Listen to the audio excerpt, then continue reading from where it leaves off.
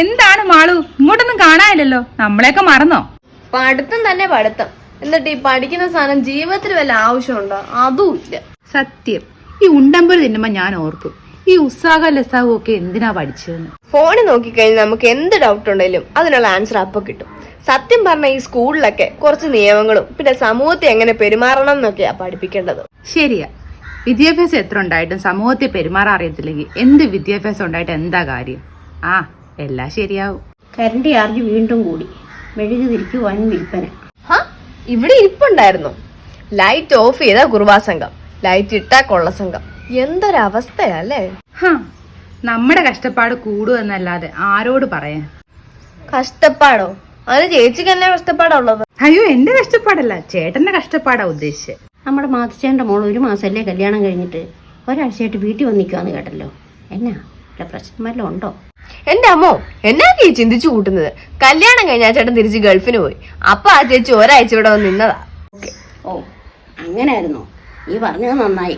നാളത്തെ ഞങ്ങളുടെ ഗ്രൂപ്പില് ബ്രേക്കിംഗ് ന്യൂസായിട്ട് കൊടുക്കാനിരുന്ന അതും ചീറ്റിപ്പോ. എന്റെ അമ്മ, പ്രായം ഇത്ര ആയില്ലേ? ഈ കുശുമ്പ പരസ്യം ഇനിയെങ്കിലും നിർത്തി മലയ്ക്ക് പോകാൻ മേലെ. മനസ്സൊക്കെ പോയി ഒന്ന് ശുദ്ധീകരിച്ചിട്ട് വാ. എടി, എത്ര മലയ്ക്ക് പോയിട്ട് വന്നാലും തിരിച്ച് നിന്റെയൊക്കെ അടുക്കലോട്ടല്ലേ വരുന്നേ. നന്നാകാൻ പറ്റുമോ? എല്ലാ മതക്കാരും നോമ്പ് നോക്കി നല്ലവരായി ജീവിക്കുന്നുണ്ട്. പക്ഷെ അത് കഴിയുമ്പോൾ വീണ്ടും പഴയ സ്വഭാവമായിട്ട് പിന്നെയും ജീവിക്കും. ആ 1 മാസത്തെ പോലെ ബാക്കി എല്ലാ മാസം ജീവിക്കുമായിരുന്നെങ്കിൽ എന്ത് രസമായിരിക്കും അല്ലേ? അതൊന്നും സ്വപ്നം കാണാൻ പോലും പറ്റത്തില്ല മോളെ. അതുകൊണ്ടല്ലേ കേരളത്തെ ഭ്രാന്താലയം എന്ന് വിളിച്ചത്. എനിക്കിപ്പോൾ അതല്ല പ്രശ്നം. നാളെ എന്തെങ്കിലും എൻ്റെ ഗ്രൂപ്പിലിട്ടില്ലെങ്കിൽ എൻ്റെ പദവിക്ക് കോട്ടം തട്ടും. നമ്മുടെ ജെറിനെ പറ്റി വല്ലതും പറഞ്ഞാലോ? അവൻ UK-ലല്ലേ, അവനറിയുന്നില്ലല്ലോ. എന്റെ പൊന്നമ്മേ, അവനെ പറഞ്ഞ് UK വിട്ടവരെയൊക്കെ കാണാൻ അവനൊരു തോക്കുമായിട്ട് വരുന്നുണ്ടെന്നാ പറഞ്ഞത്. അങ്ങനെ വന്ന ആദ്യത്തെ വെടി അമ്മയുടെ നെഞ്ചത്തായിരിക്കും. അമ്മയ്ക്ക് അറിയാലോ അവനെ. തോക്ക് മാറ്റി ബോംബാക്കണ്ട. ശരിയാ, അവൻ ചെയ്യുമെന്ന് പറഞ്ഞാൽ ചെയ്യുന്നവനാ. വെറുതെ റിസ്ക് എടുക്കണ്ട. അമ്മ ഒന്നും മിണ്ടാതിരിക്കും. ചുമ്മാ ഒരു പണിയില്ല.